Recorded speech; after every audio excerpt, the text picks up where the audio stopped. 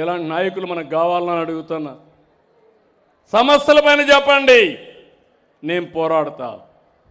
వాస్తవాలు మాట్లాడండి, నేను జవాబిస్తా. కానీ అమరావతిలో అవినీతి జరిగిపోయిందంట. అమరావతికి 2 లక్షల కోట్లు కావాలంట. అమరావతి ల్యాండ్ మానిటైజేషన్ ప్రాజెక్టు హైదరాబాద్లో ఒకప్పుడు ₹1,00,000 20,000 ఎకరా ఉంటే అభివృద్ధి అయిన తర్వాత 175 కోట్ల రూపాయల ఎకరా అయ్యింది.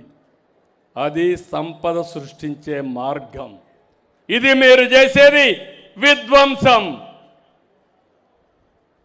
ఇప్పుడు అంటున్నాడు విజయవాడ, గుంటూరు, మచిలీపట్నం అదే చేస్తున్నాం CRDA అంటే అమరావతి పేరు చెప్పడానికే ఇష్టపడిన వ్యక్తి ఈ రాష్ట్రాన్ని పాలించే అర్హత ఉందా తమ్ముళ్ళు అని మిమ్మల్ని అడుగుతున్నా.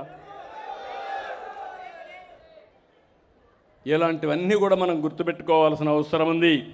నేను ఒకటే మిమ్మల్ని అందరినీ కోరుతున్నా, ఈరోజు ఎందుకంటే నేను చెప్పాలి, గట్టిగా చెప్పాలి. ఏదో పార్టీ ఉందని ఒక 50 మందిని రోడ్లు వేసుకొచ్చి విధ్వంసం క్రియేట్ చేసి, లా అండ్ ఆర్డర్ క్రియేట్ చేసి, ప్రజలకు ఇబ్బందులు కలిగించే పరిస్థితి ఏదైనా మాట్లాడితే దానిపైన నా మీద, పార్టీ మీద, ప్రజాస్వామ్యం గురించి మాట్లాడతారు. కడాన మీరు చూస్తే నేను ఈరోజు అరెస్ట్ చేయాలంటే ఎంతో పడుతుంది. ఇలాంటి వ్యక్తుల్ని చెయ్యను, చట్టం దాని పని చేస్తుంది తప్ప నేను ఎప్పుడు కూడా తప్పు చేయను.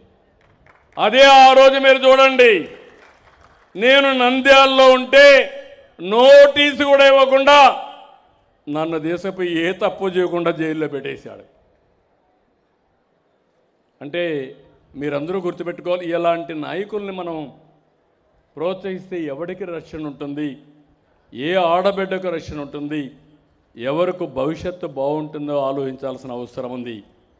అందుకే అప్పుడప్పుడు పవన్ కళ్యాణ్ గురు కూడా అంటారు, నేను కూడా చెప్తాను మీ అందరికీ, మళ్ళీ మనందరి జీవితాలు బాగుంటే ఇలాంటి వ్యక్తుల్ని చరిత్రలో మర్చిపోవాలి. ఇలాంటి వ్యక్తుల వల్ల మనకు లాభం లేదు, యామారితే మనకు చాలా నష్టం వస్తుందని చెప్పి కూడా నేను మీకు తెలియజేస్తున్నా. ఇక్కడికి వచ్చినప్పుడు నేను ఒకటే హామీ ఇస్తున్నా, ఈ సభ ద్వారా ఈ ప్రభుత్వం అన్ని విధాలా ప్రయత్నం చేస్తాం, సర్వశక్తులు ఒడతాం. ఈ రాష్ట్రాన్ని 2047కి భారతదేశంలోనే